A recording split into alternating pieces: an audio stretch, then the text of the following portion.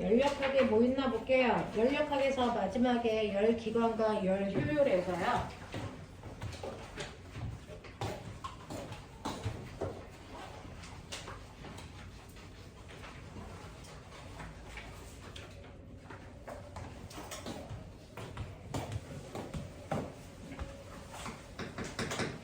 자, 우리 열역학 법칙해요.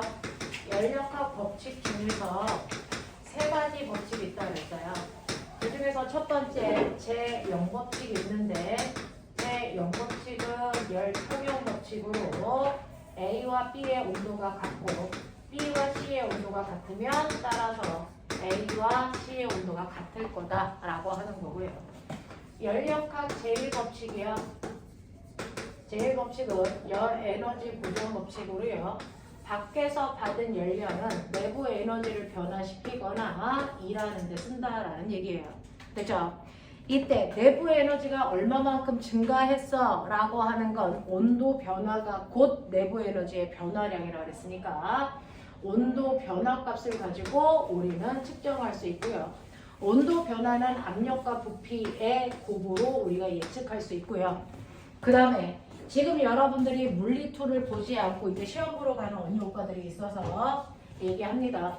내부 에너지, 기체의 운동 에너지를 내부 에너지라고 하잖아요. 기체의 운동 에너지는 2분의 3 kT로 계산합니다. 실제로는 우리가 기체의 내부 에너지 무슨 에너지라고 그러냐면 기체의 운동 에너지를 기체의 내부 에너지라고 해요. 자, 그러면 우리요 물질들의 운동 에너지는 어떻게 구하는데? 라고 하면 고체 물질이든 액체 물질이든 기체 물질이든 운동 에너지는 사실은 2분의 1 mv 제곱으로 구하는 게 맞죠. 됐죠? 근데 기체일 때는요 그 기체의 질량을 재거나 기체가 하나가 아니고 피스톤 안에는 기체가 여러 개가 있는데 이 기체들이 움직이는 각각의 속력은 다 다르거든요. 자, 그러니까 얘네들의 속력을 각각 구해서 다 더해야 돼요.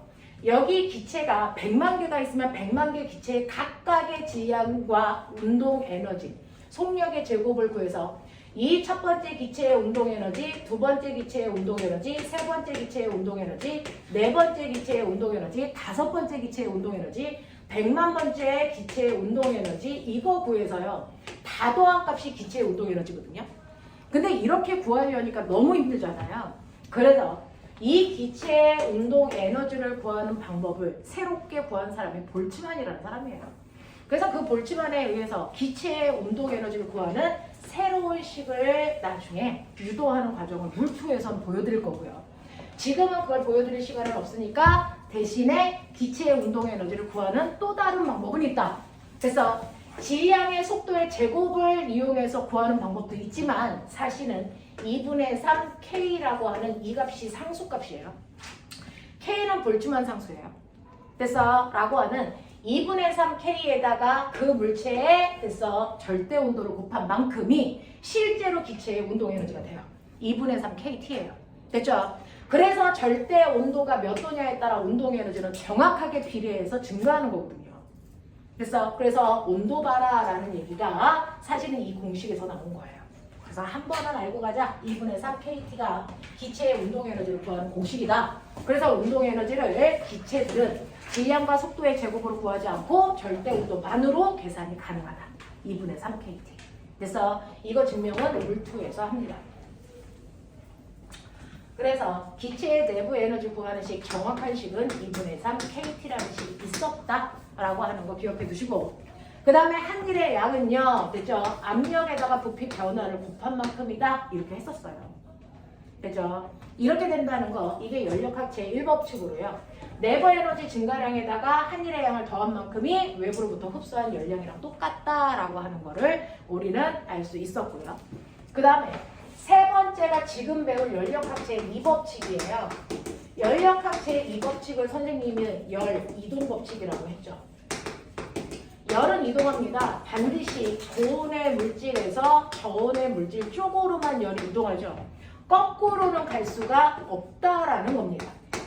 그래서 이거를 우리가 엔트로피 보존 법칙이라고 해요. 엔트로피 보존 법칙. 그래서 자, 그래서 여러분들은 엔트로피가 뭔지를 조금만 배워보고 그리고 연력학으로 끌고 가시면 좋을 것 같은데요. 실제로 우리가 화학 시간에 물질의 변화 배웁니다. 두 개의 수소와 하나의 산소를 가열을 해서 전기를 흘려주면 얘가 두 개의 물방울이 되잖아요. 그래서 물질이 변하는 과정을 왼쪽에는 변하기 전 반응 물질,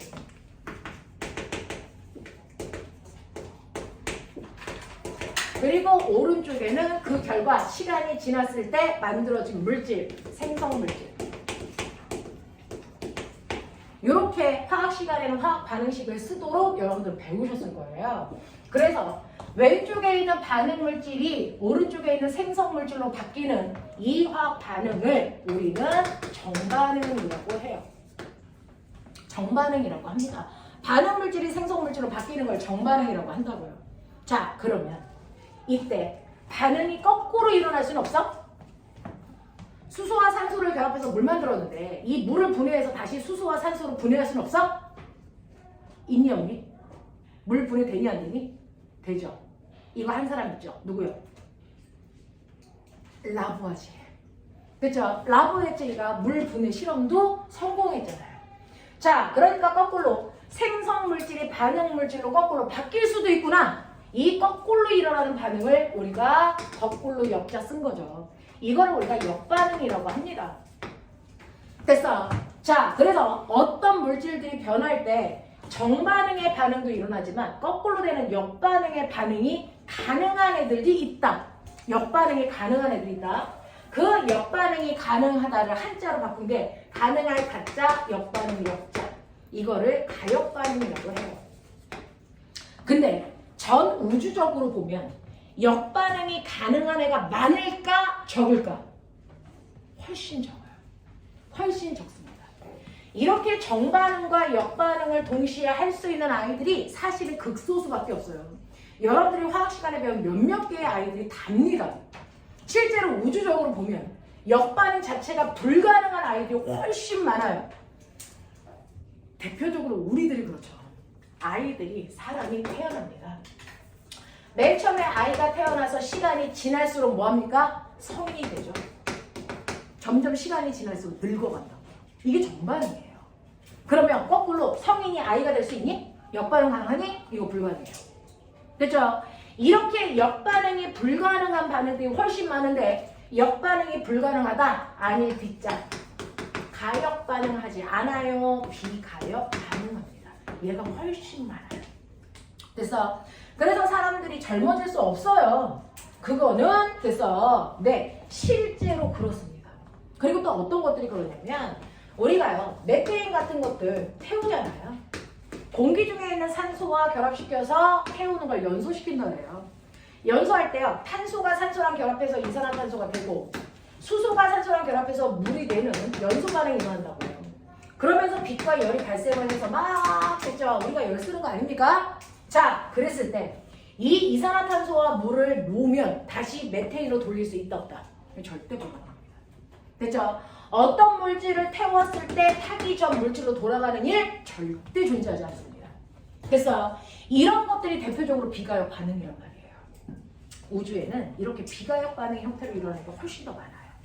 그래서 자, 그러면 우리가 화학 시간에 배울 때는 정반응과 역반응이 거의 다 가능할 줄 알았는데 사실은 알고 보니까 역반응이 불가능한 아이들이 훨씬 더 많구나. 그걸 우리가 비가역 반응이라고 하는구나. 그래서 그렇다면 일반적으로 보편적인 경우에는 하나의 물질이 시간이 지나면 저절로 B라는 물질로 바뀌는 정반응만 일어나는구나. 역반응은 불가능하구나. 그래서 이걸 비가역 반응이라고 하는데, 그래서 그렇다면 대부분의 많은 아이들의 이 정반응이라는 이 방향이 어느 쪽을 향할까요? 네, 이게 궁금해요. 어떤 애들이 가만 놔둬도 스스로 변하려는 그 방향성은 그래서 뭔가 공통점이 있지 않을까? 그게 어느 쪽을 향할까? 이게 궁금한 거야. 그죠? 그래서 이렇게 비가역 반응을 하던 가역 반응을 하던 가만히 놔뒀을 때 스스로 변하려는 그 정반응의 반응. 그래서 이 정반응의 방향성이 어디냐? 그걸 설명한 게 연력학 제2법칙이고 엔트로피 법칙이고요. 됐어. 그래서 화학에서는 엔트로피 법칙이라고 하고 물리에서는 연력학 제2법칙이라고 하는 건데 이 정반응을 향하여는 방향이 바로 가만 놔뒀을 때 모든 물질이 다 똑같아지려는 방향입니다. 그래서 우리가 이렇게 뜨거운 물체와 차가운 물체를 접촉시켜요. 하나는 80도, 하나는 20도를 접촉시켜 놓으면 열은 항상 뜨거운 데서 차가운 쪽으로만 간다 그랬죠? 왜 그럴까요? 이렇게 가야 나중에 시간이 지나면 두 물체의 온도가 다 같아집니다. 됐어요? 몇 도로요? 50도로 같아져요. 그렇게 되면 A와 B의 구분이 있을까 없을까? 없어져요. 다 같아지려는 방향으로 변한다는 거예요. 그래서 모든 물질은 스스로 놔뒀을 때 그게 다 같아지려는 방향으로 변하니까 80도의 뜨거운 물은요, 열을 20도한테 줘서 이렇게 열이 뜨거운 쪽에서 차가운 쪽으로 이동해지면 둘 다 같아지는 방향으로 이동할 수 있잖아요. 그렇죠? 근데 만약에 거꾸로 간다고 치자. 얘네들이 저온에서 고온으로 거꾸로 가요? 그러면 어떻게 돼요? 뜨거운 물은 더 뜨거워지죠. 그래서 얘는 100도로 가죠. 차가운 물은 더 차가워지죠. 그러면 얘는 0도로 가죠. 됐어? 그럼 둘의 차이는 점점 뭐해집니까? 커지죠. 이런 식으로 변하지는 않는다는 거예요. 모든 만물은 가만히 놔두면 지네들끼리 서로 같아져서 섞이려는 경향성을 가지고 있는 방향으로가 정반응의 반응이다. 알겠습니까? 이렇게 돼서 스스로의 차이를 줄이려는 방향으로 변하려고 하는구나 라고 하는 거고요. 아, 같아지려는 방향으로 움직이기 때문에 열은 고온에서 저온으로 가는구나. 그 같아지는데 어떤 방향으로 같아져? 점점 시간이 지나면 아이들이 무질서해지는 방향이 서로 같아지려는 가장 아이들이 편애하는 방향이라고요. 그래서 모든 물질은 외부에서 어떠한 힘도 주지 않을 때는 스스로가 무질서해지려는 방향으로 정반응을 잡고 그 방향으로 바뀌려고 한다. 그래서 여러분들이 옛날에는 선생님 학교 다닐 때요, 운동장에 1학년부터 3학년까지 한 줄로 세워놓고 월요일마다 교장 선생님이 뭐 했었냐면, 그거 뭐라고 해요? 기억도 안 나요? 아침마다 조회하는 거. 그거를 월요일날 교장 선생님이 전교생을 다 운동장에 세워놓고 하셨어요. 그러면 1학년 1반부터 시작해서 막 한 줄로 다 서 있다가 시간이 지나면 이 줄이 이렇게 바뀌죠. 무질서해지죠. 이게 자연적인 현상이라고요. 똑바로 서! 그래도 똑바로 안 쓴다고요. 그래서 네, 이렇게 된다고. 이게 자연적인 현상이라고요. 이게 무질서해지려는 방향으로 모든 우주에 있는 만물이 움직이려고 하기 때문이다. 그래서 무질서도가 커지는 방향으로 모든 물질은 변한다. 그 무질서도를 우리는 뭐라고 한다? 엔트로피라고 한다. 엔트로피가 증가하는 방향이 모든 물질이 변하려고 하는 방향을 얘기하는 거다. 그래서요, 여기에 이렇게 칸을 두 개로 나눠 놓고요, 한쪽에 이렇게 기체들을 꽉 채워놔요. 한쪽에는 어떤 기체도 없는 진공 상태로 만들어 놓는단 말이죠. 그래 놓고 여기에 있는 구멍을 뚫으면 어떤 일이 발생할까요? 어떤 일이 발생할까요? 얘네들은 다 같아지려고 그러죠. 그러니까 어떻게 해요? 여기에 있는 기체들이 서서히 넘어가기 시작하죠. 언제까지요? 언제까지요? 양쪽에 있는 기체 양이 뭐해질 때까지? 같아질 때까지. 그래서 모든 기체들은 항상 많은 쪽에서 적은 쪽으로 퍼져나가는 현상이 생기죠? 이걸 너네는 뭐라고 배웠어요? 확산 현상. 이게 바로 그래서 연력학 제2법칙, 무질서도가 증가하는 방향으로 모든 물질들은 이동한다는 거죠. 그 확산 현상에 의해서 중학교 2학년 시험 범위 호흡할 때 가스교환이 일어나는 게 확산 현상이죠. 맞아요. 산소가 많은 쪽에서 산소가 적은 쪽으로 퍼져나가는 현상, 이 또한 엔트로피가 증가하는 방향으로 퍼져나가는 겁니다. 그래서 이런 식으로 모든 만물들은 시간이 지나면 엔트로피가 증가하는 방향으로 아이들이 변하려고 하기 때문에 그 방향에 의해서 열도 뜨거운 쪽에서 차가운 쪽으로 이동하려고 한다. 그게 바로 모든 만물이 같아지는 방향이다. 알겠습니까? 그래서 열이 이런 식으로 이동하는, 열이 항상 고온에서 저온으로만으로 이동하려고 하는 이 방향이 바로 엔트로피가 증가하는 방향이다. 알겠습니까? 네. 이런 식으로 해서 열이 이동하는데 그 열이 이렇게 고온에서 저온으로 이동하려는 이 경향성을 이용해서 만든 게 있다. 이게 바로 열기관이다. 이게 열기관이에요. 그걸 우리 뭐라 그럽니까? 엔진이라고 여러분들은 부르시죠. 자동차에. 됐어. 자, 그러면 이 자동차에 있는 엔진을 선생님이 그려보면 어떠냐면 이렇습니다. 엔진을 우리가 그냥 간단하게 열기관 그래서 이제 이렇게 그리는 편이에요. 아까 여러분들이 봤던 16번 문제가 이렇게 되어 있는 그림이 있죠. 맨 처음에 이쪽에서 열을 가합니다. 그 가한 열을 Q1이라고 할게요. 100만큼 가했다고 칠게요. 100만큼의 열을 됐죠? 휘발유를 가열해서 열을 막 가해줘요. 엔진한테. 그러면 여기가 열을 가하고 있으니까 여기가 뜨거운 고온부예요. 이쪽은 열을 가하지 않으니까 온도가 상대적으로 낮은 이 부분이 뭐예요? 저온부죠. 이렇게 온도가 다른 부분이 생기면 무조건 열은 한 방향으로 갑니다. 뜨거운 쪽에서 차가운 쪽으로. 그래서 열을 이렇게 가열하면 얘가 다시 이렇게 가진 않는다는 거예요. 한 방향을 향해서 이렇게 간다는 거죠. 여기 방향성을 가져요. 뜨거운 데서 차가운 쪽으로 저절로. 그래서 절로 가라고 안 해도 글리 가요. 자, 이렇게 열이 한 방향으로 쭉 가려고 할 때 이때 흐르는 열의 일부분을 뽑아서 이거 가지고 뭐합니까? 일할 수 있게끔 하는 거죠. 뭐 바퀴 돌리는 일을 하게끔 하는 거예요. 그래서 그 바퀴 돌리는데 일을 얼마만큼 했다? 40만큼 했다라고 하면 그 중에서 얼마? 60만큼의 열은 밖으로 새나갈 수밖에 없어요. 됐어. 자, 그랬을 때 이 열기관의 열 효율은 얼마입니까? 라고 하는 열 효율은 실제로 여러분들이 보시는 것처럼 내가 가해준 열 중에서 얼마만큼 일했어? 아까 여러분들이 구했던 그 문제예요. 그래서 내가 가한 열이 100이었는데 그 중에서 40만큼만 일하는데 썼어. 그러니까 얘 열 효율은 얼마야? 0.4야. 그래서 여기다가 곱하기 100 하시면 40%야 라고도 표현하지만 우리는 100을 잘 안 곱하거든요. 그래서 열 효율이 0.4예요. 그냥 이렇게 얘기한단 말이야. 그래서 네, 자 이걸 다시 쓰면 Q1에서 W라는 건 Q1에서 Q2를 뺀 값이잖아요. 됐죠? 그러니까 어떻게 씁니까? 1-Q1분의 Q2 하셔도 열 효율을 구하는 방법이에요. 그래서 이런 식으로 해서 열기관에서 열 효율이 얼마인지를 여러분들이 구할 수 있는데 그럼 선생님 저는요 지금 사용한 열이 열 공급한 것 중에서 일한 게 0.4밖에 안 되잖아요. 이거를 더 효율을 높이기 위해서 0.5, 0.6, 0.7 그래서 1까지 끌고 갈 수는 없나요? 이걸 높일 수는 있어요. 하지만 1을 만들 수 있다 없다? 없다. 그래서 열이 고온부에서 저온부로 흐르는 열 중에 일부를 끌어서 우리가 일을 할 수 있지만 전체를 다 끌고 갈 수는 있다 없다? 없어요. 그래서 열 효율이 1인 엔진을 우리가 뭐라고 그러냐면 연구기관이라고 합니다. 연구기관의 열 효율이 1인 기관이에요. 이거 만들 수 있다 없다? 이거 불가능합니다. 이렇게 되려면 열의 흐름의 방향을 틀어버리는 거잖아요. 그럴 수 있다 없다? 없다. 전체적으로 다 틀지 못한다. 알겠습니까? 그래서 반드시 밖으로 열이 배출되는 열들은 반드시 발생할 수밖에 없어서 열 효율을 1에 근접한 값을 만들 수 있지만 1을 만들 수 없다라는 게 열역학 제2법칙입니다. 알겠습니까?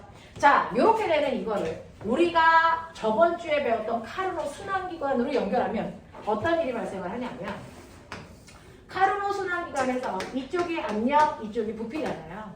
그래서 우리가 저번 주에 배운 것처럼 여기 4개의 점을 이렇게 꽂잖아요. A, B, C, D. 그래서 A에서 출발해서 B로 가고 B에서 C로 가고 C에서 D로 가고 다시 A로 돌아가는 이런 일을 하잖아요. 그래서 A에서 출발해서 한 바퀴 돌아서 다시 A까지 올 때 이 사이 면적이 바로 그래서 바퀴를 돌리는 데 사용한 요 일의 양이에요. 그래서 저 사이 면적이 이런 양이구나. 그래서 그러면 Q1, Q2는요. 요건 어디 있어요? 라고 하면 이거 따져보시면 알겠지만 여러분들이 보시는 것처럼 A에서 B로 가요. B에서 C로 가요. C에서 D로 가요. D에서 다시 A로 돌아와요. Q는 델타 U 플러스 W일 때 보시면 알겠지만 그래서 부피가 1, 2, 압력 1, 2라고 치죠. A는 온도가 얼마냐면 1이고요. B는 2고요. 이거 4고요. 이거 얼마냐면 2예요. 그러면 A에서 B로 갈 때 온도 올라가죠? 온도 올라가는데 한 일은 없잖아요. 자, 그러니까 흡수한 모든 에너지가 온도를 증가시키는 데만 쓴 거잖아요. 얼마만큼 열을 흡수했다고 칠까요? 100. 그래서 기체의 내부 에너지가 100만큼 증가했다고 치자. 됐어. 자, 그 다음에 B에서 C로 가는 동안은요. 한 일도 있어요. 요만큼 일을 했어요. 한 일도 있어요. 그거 한 60. 됐어. 그리고 온도도 2에서 4로 2배 증가했죠.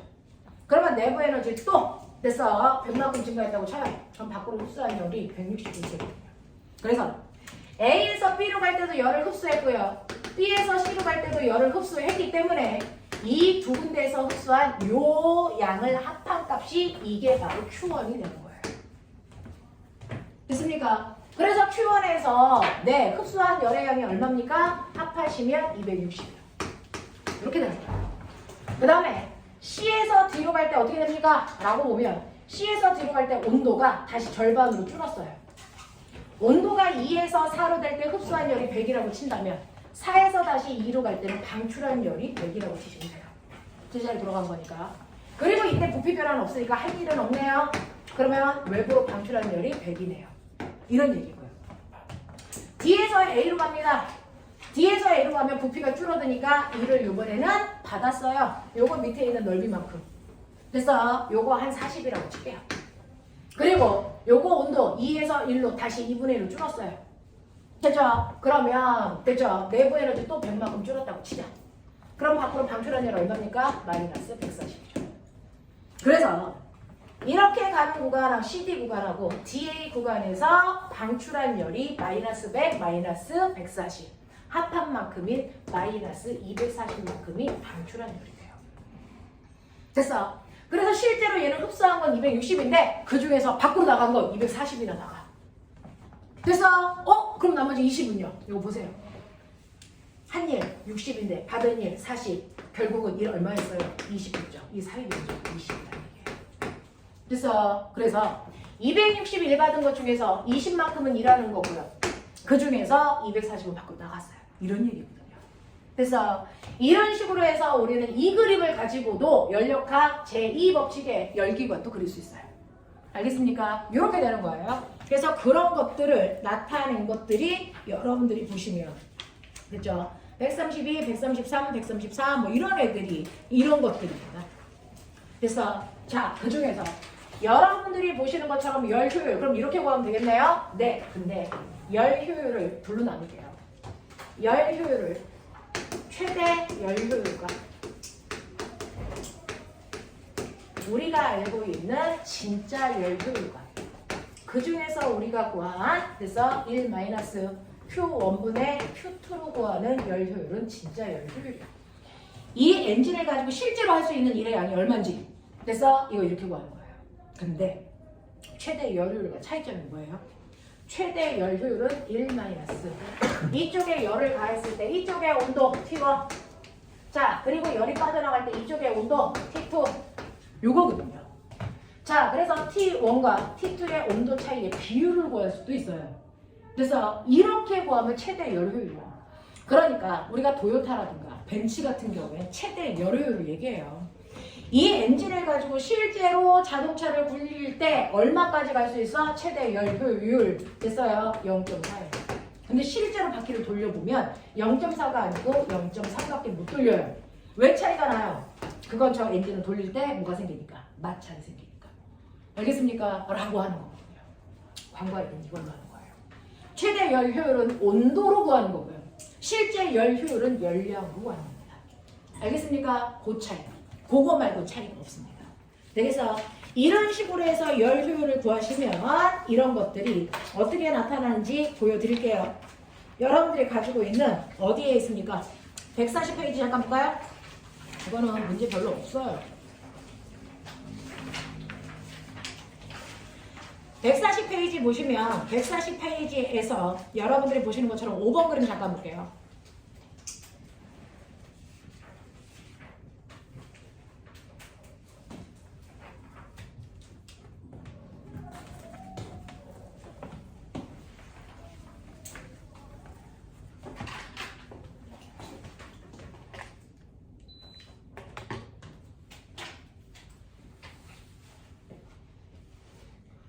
자, 그랬을 때 1번 문제하고 3번 문제 좀 보세요.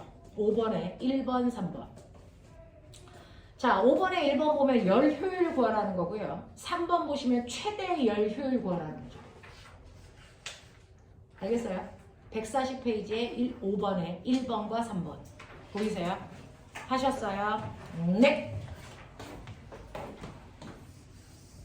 이렇게 되는 거예요. 자, 이 아이의 열효율 구해주세요가 1번 문제. 최대 열효율 구해주세요가 3번 문제. 이렇게 되어 있어요. 알겠습니까? 이렇게 되어 있다고요. 자, 그래서 보시면 지금 열을 막 가할 때 이 고온부의 온도가 얼마냐면 327도예요. 그 다음에 저온부의 온도가 몇 도냐면 27도예요. 그리고 얘는 일을 얼마만큼 했냐면 1000줄만큼 일했어요. 근데 내가 얘한테 다 해준 열이 얼마냐면 5000줄이에요. 됐어? 이런 얘기예요. 그러면 5000줄의 열을 가했더니 그 중에서 1000만큼을 일하는데 썼으면 밖으로 나간 건 얼마입니까? 4000만큼 나갔겠죠.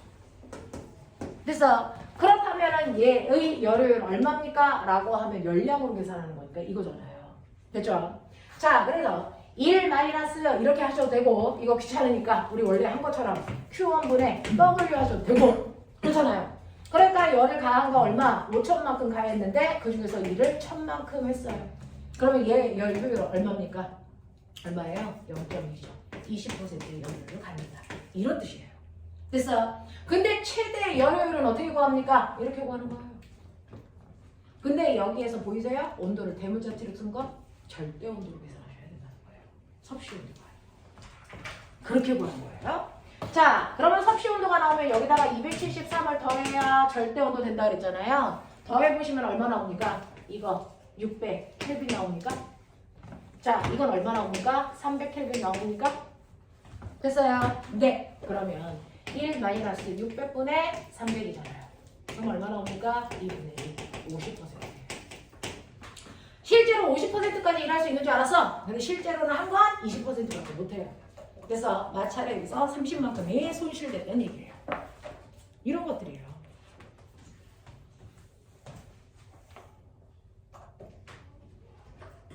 되겠죠? 이걸 한번 다시 구해줘 라고 하는 문제 6번이 결론입니다. 자, 시작. 6번.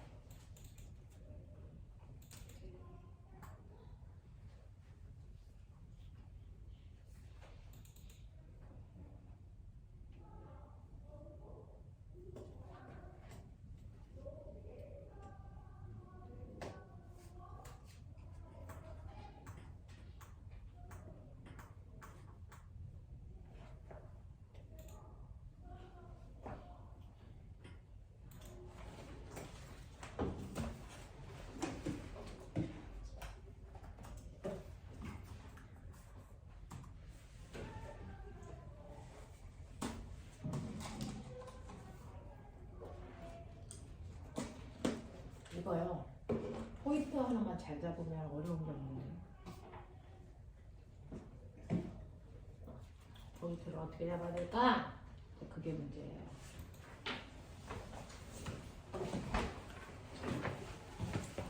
정리 잡았어? 거기서는 대놓고 뭘 줬어요? 열효율 줬어요.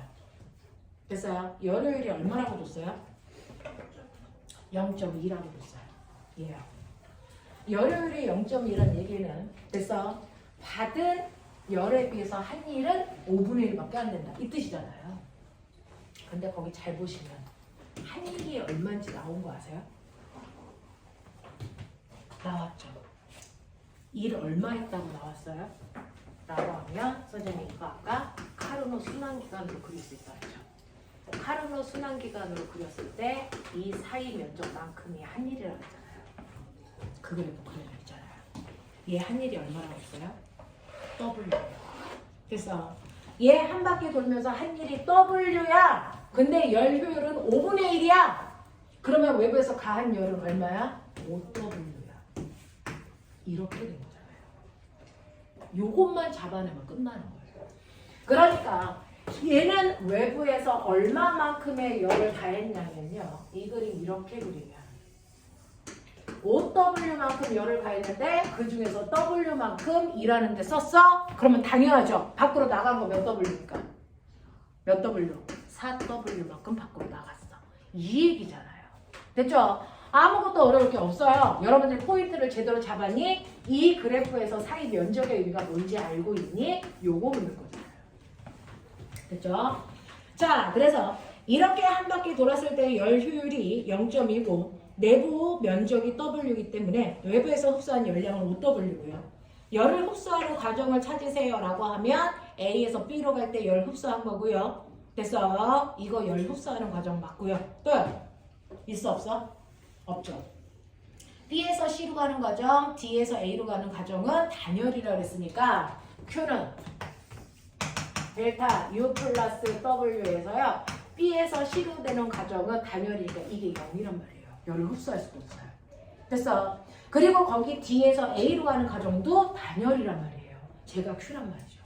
그래서 열을 흡수하는 건 A에서 B로 가는 과정에서만 열을 흡수. 알겠습니까? 요 얘기예요. 자, 그 다음에 3번 엔트로피가 증가하는 경우를 찾으세요 라고 하면 엔트로피가 증가하는 건 무질서해지는 거죠. 무질서해진다는 얘기는 기체의 운동이 뭐해지는 거예요? 느려지는 거예요? 빨라지는 거예요? 빨라지는 거죠. 그래서 기체의 운동이 활발해지는 거니까 뜨거워지는 거 찾으세요 이거잖아요. 그래서 언제 뜨거워져요? 언제 뜨거워져요? 열 흡수할 때 뜨거워지는 거죠. A에서 B로 갈 때가 뜨거워지는 과정입니다. 알겠습니까? 이렇게 되는 얘기들이에요. 그래서 여러분들이 이런 것들이 연력학 제2법칙이구나. 그 연력학 제2법칙을 표현하는 또 다른 게 넘겨보세요. 142페이지.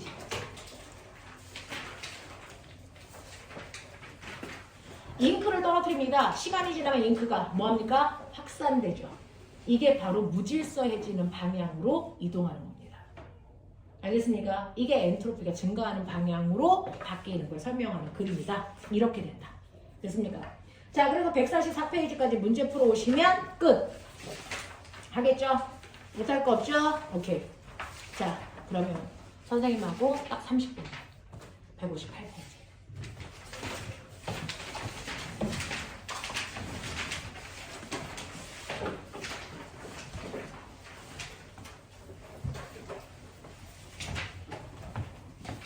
필요한 거 있으면 예쁘게 메모해 보시고요. 여러분들이 알고 있는 이 상대성 이론은 사실은 물리 1과 물리 2에서 살짝 하는데 상대성 이론 설명한 사람이 누구게? 그 유명한 아인슈타인이죠. 그래서 아인슈타인이 실제로 상대성 이론 그러면서 발표한 논문이 몇 가지? 여러 가지. 2가지요. 뭐하고 뭐 있어요? 라고 하는 아인슈타인이라고 하는 그 유명한 아저씨가 설명한 게 상대성 이론. 상대성 이론이라는 게 하나일 거라고 생각하는 사람도 있고 여러 개일 거라고 생각하는 사람도 있는데요. 실제로 상대성 이론은 2가지예요. 2가지 논문을 발표한 거예요. 그 중에서 첫 번째가 뭐냐면 특수 상대성 이론이라는 게 있고요. 두 번째 뭐가 있어요? 일반 상대성 이론이라는 게 있단 말이죠. 이 두 가지를 발표를 해서 이 논문 중에서 노벨상 탄 거 특수? 아무것도 없어요. 왜요? 노벨상을 타려면 다른 과학자들이 이거 맞아! 이 이론 맞아! 라고 증명해 줘야 되는데 증명할 수 있었던 과학자가 있다 없다? 없다. 없어요. 그래서 너무나도 어려운 이론이기 때문에 이 이론을 누구 하나 맞다라고 살아생전에 증명해 준 사람이 아무도 없어서 아인슈타인은 상대성 이론으로 노벨상을 탄 적이 없습니다. 그러면 아인슈타인은 노벨상 뭘로 탔어요? 그 왜 다른 거? 그게 뭐냐고요? 광전 효과. 그래서 광전 효과라는 걸 통해서 노벨상을 타고요. 그리고 나서 이걸로는 노벨상을 탄 적이 없다가 그러면 이거 증명 안 됐어요? 증명 안 됐어요? 증명됐어요. 특수 상대성 이론과 일반 상대성 이론 정확하게 맞습니다. 자, 근데 그게 증명이 된 게 그 사람이 죽고 나서예요. 죽은 사람한테 노벨상 줘 안 줘? 안 줘. 그래서 못한 거예요. 알겠어요? 이런 거예요. 자, 이 특수 상대성 이론과 일반 상대성 이론은 뭔가가 달라요. 두 개의 논문이었단 말이죠. 이름만 비슷한 거고. 자, 그럼 특수 상대성 이론과 일반 상대성 이론의 차이점은 뭔데? 라고 하면 얘네들은요. 특수 상대성 이론을 적용할 수 있는 경우가 있고 일반 상대성 이론을 적용할 수 있는 경우가 달라요.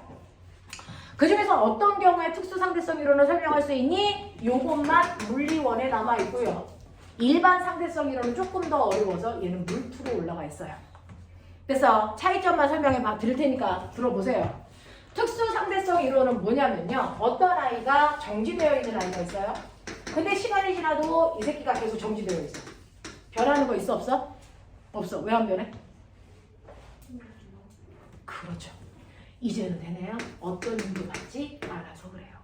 그래서 그리고 운동하는 물체가 있어요. 오른쪽으로 2m/s의 속력으로 가고 있는데 아무리 시간이 지나도 얘가 계속 오른쪽으로 2의 빠르기로 가요. 변한 거 있어 없어? 없어요. 등속도 운동해요. 왜요? 힘을 받지 않아서요. 그래서 이렇게 물체가 멈춰있던 운동하고 있던 상관없이 그 물체가 있는 공간에 어떤 힘도 작용하지 않아서 물체의 변화, 멋진 말, 가속도가 생기지 않습니다. 그래서 이렇게 가속도가 없는 공간을 우리는 뭐라고 한다? 정지된 물체는 계속 정지되어 있으려고 그래. 멋진 말. 정지, 관성. 운동하는 물체는 계속 운동하려고 그래. 멋진 말. 운동, 관성. 그래서 이렇게 관성이 성립되는 공간을 우리가 관성 뭐라고 한다? 좌표계. 우리는 공간을 좌표계라고 합니다. 물리에서는 어떤 특정한 공간을 좌표계라고 해요. 그래서 특수상대성 이론은 관성 좌표계 안에 있는 물질들의 운동을 설명할 때만 쓸 수 있는 이론입니다. 그래서 네. 왜 이렇게 찍었어? 그리고 옆에 강의실 가면 불 켜고 거기 앉아서 숙제하고 있어. 저 꼬맹이가 초육이야. 잘 됐지. 자, 이렇게 어떠한 힘도 작용하지 않는 공간을 우리가 특수상대성 이론이 성립되는 공간, 관성좌표계라고 하고요. 거꾸로. 그러면 선생님, 얘한테 힘을 주면 어떻게 되는 거예요? 힘을 주면 처음이랑 다르게 변하죠. 멈춰있던 아이가 운동할 수도 있고 운동하는 아이가 멈출 수도 있고. 그래서 이렇게 힘이 작용해서 가속도가 생기는 공간, 그거를 우리 뭐라고 합니까? 그거를 가속좌표계라고 합니다.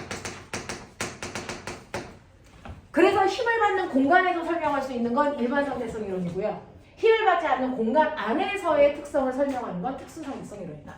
그래서 그걸 관성좌표계라고 한다. 이 차이점에 의해서 각각의 설명이 달라진다.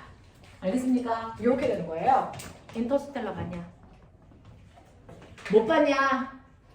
유일하게 전 세계에서 우리나라에서만 히트친 영화다. 왜? 우리나라 사람들의 지적 수준이 가장 높아서요. 다른 나라 사람들은 그걸 이해할 수가 없거든요. 그게 뭘 설명한 거예요? 특수상대성 이론을 설명한 거예요. 특수상대성 이론에 의해서 만들어진 영화라서 그걸 설명할 수 있는 지적 능력을 가지고 있는 나라들이 별로 없어요. 그래서 모든 나라에서 실패했는데 우리나라에서 빵 터진 거잖아요. 그래서 우리나라에서 빵 터지고 나니까 전 세계 사람들이 궁금한 거죠. 그래서 다시 보기 시작하려고 해요. 됐어요? 이렇게 되는 거죠. 자, 그러면 이런 특수상대성 이론이 성립되는 공간이 됐어. 관성좌표계에서 자, 이 내용을 이해하기 위해서는 너네가 어떤 전제조건 이론이 성립된다는 걸 알고 있어야 되는데 특수상대성 이론을 설명하기 위한 이론 두 가지 있어요. 자, 그게 뭐냐면 첫 번째 광속 불변의 원리다. 광속은 변하는 게 아니야. 광속 불변의 원리하고요. 두 번째 됐어. 상대성 원리. 이 두 가지 이론이 성립된다는 걸 알고 계셔야 특수상대성 이론을 설명할 수 있어서 그 중에서 상대성 이론만, 즉 상대성 원리만 선생님이 살짝 설명해 주려고요. 상대성 원리만 살짝 설명해 줄 건데 이 상대성 원리의 가장 대표적인 게 뭡니까? 이게 바로 상대속도예요. 상대속도가 뭔지 알죠? 그래서 상대속도는 내가 바라본 상대방의 속도, 내가 본 상대방의 속도를 상대속도라고 해요. 실제로요, 어떤 물체가, 선생님 맨날 그러죠. 어떤 물체가 오른쪽으로 2의 빠르기로 가고 있어 라고 하는 우리가 지금 쓰고 있는 이 속도는 그래서 뉴턴이 얘기해준 뉴턴식 속도예요. 자, 그러면 A라는 물체가 오른쪽으로 2의 빠르기로 가고 있다는 걸 보려면 관찰자는 뭐 하고 있어야 돼? 뭐 하고 있어야 돼? 반드시 정지된 관찰자가 봐야 되는 거예요. 우리가 그동안 얘기하는 모든 빠르기는 정지된 관찰자가 관찰한 그래서 물체의 빠르기를 얘기한 겁니다. 이게 뉴턴식 빠르기예요. 근데 아인슈타인식 빠르기의 상대 속도는 뭐냐면 관찰자가 반드시 정지되어 있을 필요 없다. 관찰자도 뭐 할 수 있다? 갈 수 있다. 그래서 관찰자도 갈 수 있잖아요. A라는 물체와 같은 방향, 같은 빠르기로 갈 수 있잖아요. 됐어요? 이게 나예요. 자, 이렇게 가면서 A를 보면 정지되어 있을 때 본 거랑 똑같을까 다를까? 달라요? 이거 얼마나 보이는데요? 얼마? 네. 이렇게 내가 상대방을 보는 거라서 내가 관찰자인데요. 이러한 관찰자가 멈춰있지 않고 움직이면 상대방의 운동은 똑같더라도 다르게 느껴져. 그거 한번 생각해보세요. 그래서 그러면 이 상대 속도 어떻게 구하는 건데요? 이거 구할 수도 있어요. 상대방의 속도에서 나의 속도 빼시면 되는데 선생님 뭐라 그랬어요? 속도라고 했죠. 정신 차려. 속도라고 했죠. 속도는 뭐 같습니까? 방향 같죠. 상대 속도가 있죠. 상대 속력은 없습니다. 방향에 따라 다르게 나타나는 값이에요. 자, 그 중에서 상대 속도는 상대방의 속도에서 나의 속도 빼는 건데 자, 상대방은 지금 오른쪽 방향으로 플러스 2의 빠르기로 가고 있어요. 근데 나도 똑같이 상대방이랑 똑같이 오른쪽으로 2의 빠르기로 가고 있네? 그러면 내가 느낀 상대방의 속도는 얼마? 0. 멈춰 있는 것처럼 보인다. 그래서 얘 안 가는 것처럼 보이네? 이렇게 되는 거예요. 가고 있는데 안 가는 것처럼 느껴져요. 그래서 또 내가 조금 더 속력을 내서 아빠 차를 타고 고속도로를 달리고 있는데 아빠 차랑 똑같은 속력으로 가고 있는 차가 있는데 아빠가 엑셀을 더 받아서 그래서 밟아서 속력을 12로 가요. 그러면 내가 봤을 때 상대방은 어디로 가는 것처럼 보여요? 뒤로. 아빠가 훅 하고 가면 상대방은 뒤로 가는 것처럼 보여요. 얼마의 빠르기로? 10. 해볼까요? 상대방은 여전히 2로 가고 있는데 내가 속력을 더 내서 나의 속력이 12가 되는 순간 내가 봤을 때 상대방 어디로 가는 것처럼 보이냐고요? 마이너스 뒤쪽 방향. 얼마? 10의 빠르기로 가는 것처럼 보인다는 얘기입니다. 무슨 말인지 알겠습니까? 아, 그렇구나. 나의 빠르기가 달라지면 상대방이 다르게 움직이는 것처럼 느껴지는구나.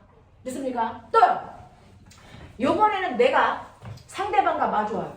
이쪽으로요. 그래서 10의 빠르기. 그러면 상대방은 어디로 가는 것처럼 보여요? 똑같이 나한테 다가오는 걸로 보이죠. 얼마의 빠르기로? 12. 상대방은 여전히 2입니다. 근데 내가 오고 있는 애와 반대 방향으로 10의 빠르기로 가고 있으니 나의 빠르기 빼내면 그래서 그러면 상대방은 앞쪽 방향으로 12의 빠르기로 나한테 다가오는 것처럼 느껴진다. 알겠습니까? 이런 식으로 되는 거죠. 자, 그래서 선생님 상대방은 늘 언제나 2라는 빠르기를 유지했는데 나의 빠르기가 달라지니까 상대방의 빠르기가 다르게 느껴지네요. 이걸 상대속도라고 해요. 됐어요? 자, 그러면 내가 상대방을 봤을 때 0으로 느껴져. 내가 상대방을 봤을 때 뒤쪽으로 10도 가는 것처럼 느껴져. 내가 상대방을 봤을 때 앞쪽 방향으로 12로 나를 향해 다가오는 것처럼 느껴져. 라고 하는 그 느끼는 동안 너는 스스로 내가 뭐 하고 있다고 생각하니? 이 상대 속도를 느낄 동안 나는 뭐 하고 있다고 스스로 생각하니? 상대 속도의 참뜻은 뭐야? 라고 하면요. 언제나 관찰자인 자신은 자기가 움직이든 안 움직이든 상관없이 늘 자신은 뭐에 있다고 생각하니? 정지되어 있다고 생각해. 그러니까 나는 정지되어 있어야 되니까 나의 빠르기만큼을 상대방에서 빼셔야 그래서 나의 속도 차이만큼만 상대방이 움직이는 걸로 느껴지는 거잖아요. 알겠습니까? 이렇게 되는 거예요. 그래서 나는 멈춰 있고요. 나는 가만히 있는데 너 혼자 움직이는 거야. 그 생각을 우리는 늘 하죠. 그게 뭡니까? 대표적으로 천동설이죠.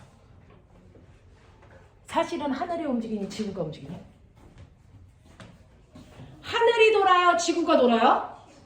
지구가 도는데 지구에 타고 있는 우리는 지구가 뭐 하고 있다고 생각해? 가만히. 그러니까 상대적으로 누가 돈다고 생각하니? 하늘이 돈다고 생각하죠. 이게 우리가 느끼는 상대 속도예요. 알겠습니까? 이런 것들이거든요. 아무리 움직이고 있어도 움직이는 공간 안에 있는 사람은 자기는 안 움직인다고 생각해. 그래서 상대방이 움직인다고 생각하는 거거든요. 이게 바로 상대 속도거든요. 그래서 자기 자신이 어떻게 움직이든 상관없이 자기 자신은 정지되어 있고 상대방 혼자서 움직여. 그랬을 때 내가 정지되어 있을 때 상대방 혼자서 얼마나 빠르게 움직여? 이만큼의 빠르기로 움직인다고 생각하시는 거예요. 되겠어요? 자, 그러면 여기에 너네 알죠? 미친 개새끼 하나. 자, 여기 철수 있어요. 여기 0이 있어요. 그래서 철수가 오른쪽으로 2의 빠르기로 나를 향해 다가오고 있고요. 0이는 왼쪽으로 3의 빠르기로 가고 있는데 그래서 이 사이에 떨어져 있는 거리가 50m인데 여기에 철수 밑에 정신 나간 개 한 마리가 있어요. 해법 수학책에 있어요. 1학년. 맞아요? 오케이. 해법 수학책에 있는데요. 거기에 이 개가 뜁니다. 자, 철수한테 갔다가 영희를 만났다가 다시 영희한테로 철수한테 갔다가 영희한테 갔다가 철수한테 갔다가 언제까지 뛰어? 둘이 만날 때까지 뛰어요. 그러면 이 개가 뛴 거리가 몇 미터일까? 이거 구하는 게 문제죠. 몇 미터 뛰게요? 해 빨리. 저 정신 나간 개가 뛴 거리가 얼마일까요? 선생님 강아지 속력 몇이에요? 네? 강아지 속력 몇이에요?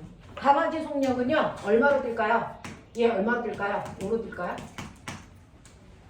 강아지가 뛴 거리가 얼마입니까? 50m. 50m. 아, 전 아직 안 해서 모르는데 몇 미터일까요? 이게 중학교 1학년 수학 교과서의 수학 문제집에 있어요. 해법 문제집에. 풀었을 거 아니야. 우리 중3인데. 저는 해법은 풀지 않아요. 얼마일까요? 50m 맞는 거 같아요. 50m 맞는 것 같아요? 이거 어떻게 풀까요? 이거요. 개는요. 무조건 1초에 5m씩 뛰죠. 그러니까 저 개가 몇 번 왕복했어. 이게 중요한 게 아니고 몇 초 동안 뛰었어. 이것만 알면 몇 미터 가는지가 나오겠죠. 자, 근데 얘는 언제까지 뛰어요? 철수와 영희가 만날 때까지 뛰죠. 그러면 철수와 영희가 만날 때까지 몇 초 걸립니까? 10초. 10초 걸리죠. 어떡해요? 철수가 간 거리에다가 영희가 간 거리를 더하면 50 되면 되는 거 아닙니까? 그걸 여러분들이 방정식을 세워서 푸시는 거죠. 그래서 시간을 구하는 거죠. 근데 이걸 물리에서 어떻게 풉니까? 이걸 상대속도로 풉니다. 그래서 나는 0이야. 이게 나야. 그래서 내가 느낀 철수의 속도 이거 아닙니까? 그럼 어떻게 해요? 철수의 속도에서 나의 속도를 빼시면 돼요. 이거죠. 철수의 속도에서 나의 속도를 빼세요. 이렇게 가는 거예요. 그 중에서 철수의 운동 방향을 플러스로 보면 나의 운동 방향은 마이너스예요. 알겠어? 자, 철수의 속도는 플러스 2고요. 나의 속도는 마이너스 3이고요. 그걸 빼시면 철수 혼자서 나를 향해 얼마? 플러스 5의 빠르기로 뛰는 것처럼 보이죠? 이때 나는 뭐라고 생각한다? 난 이 자리에 있어. 너 혼자. 됐어. 나를 향해서 내 속도와 네 속도를 합한 만큼 너 혼자 뛴다고 생각할 거야. 얼마의 빠르기로? 5의 빠르기. 그래도 같은 거예요. 됐어. 철수가 2의 빠르기로 오고 내가 3의 빠르기로 가느니 철수 혼자서 우리 둘을 합한 5의 빠르기로 온다고 해도 똑같은 거고 훨씬 상황은 간단합니다. 맞죠? 그러면 5m/s의 속력으로 얼마 오면 돼? 50m. 그럼 몇 초 걸려요? 10초 걸리죠. 그 10초 동안 걔가 뛰는 겁니다. 그래서 그러니까 걔가 왕복한 거리가 몇 미터가 나오니까 50m가 나오는 거죠. 알겠습니까? 이렇게 가는 겁니다. 이런 식으로 할 때 상대 속도를 사용하시면 되고요. 이 상대 속도를 물리 원 수준으로 하면 어떤 문제가 나옵니까? 이런 문제 나오죠. 위에서 공을 자유낙하, 밑에서 공을 연직상반으로 투상,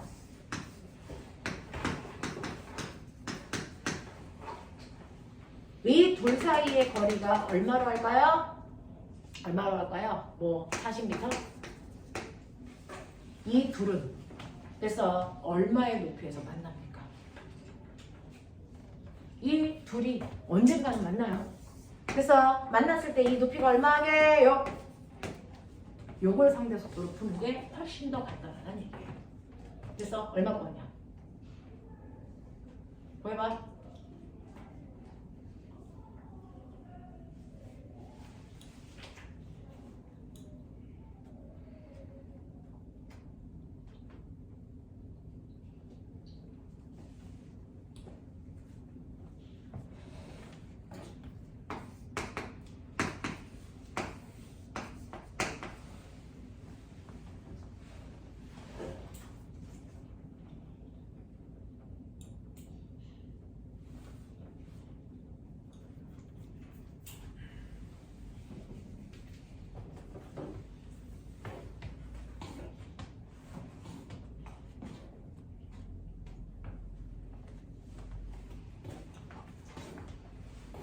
나 혼자 한다?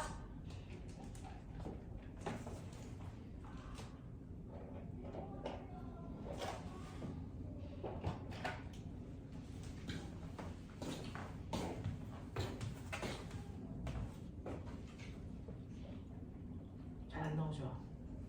근데 이거 상대 속도로 풀면 열나 간단한 문제예요.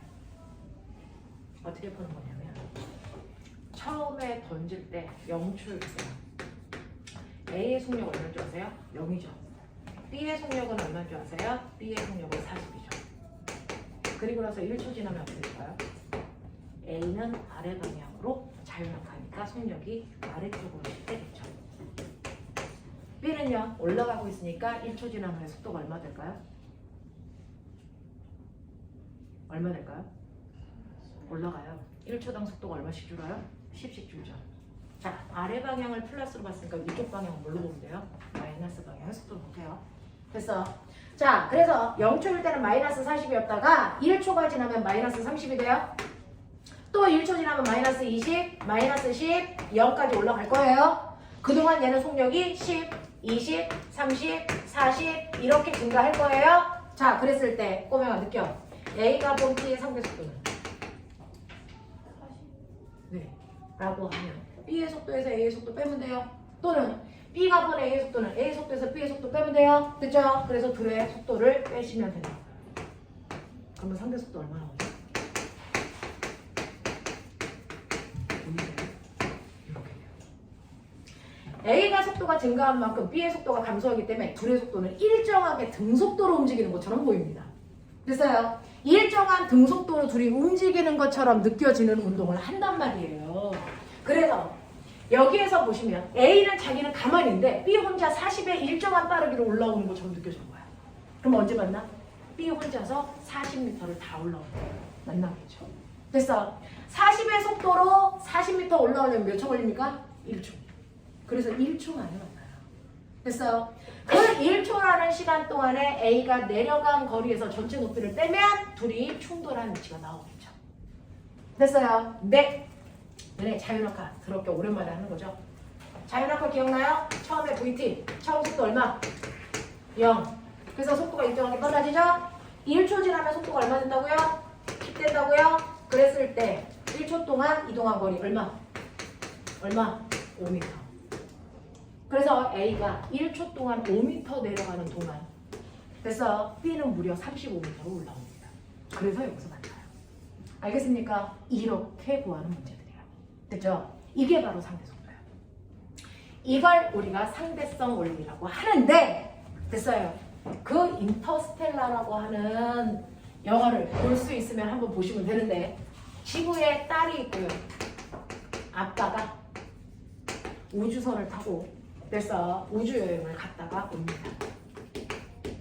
아빠가 엄청나게 빠른 속도로 우주선을 타고 우주를 한 바퀴 돌아서 다시 지구로 와서 딸을 만나는 그런 내용이래요.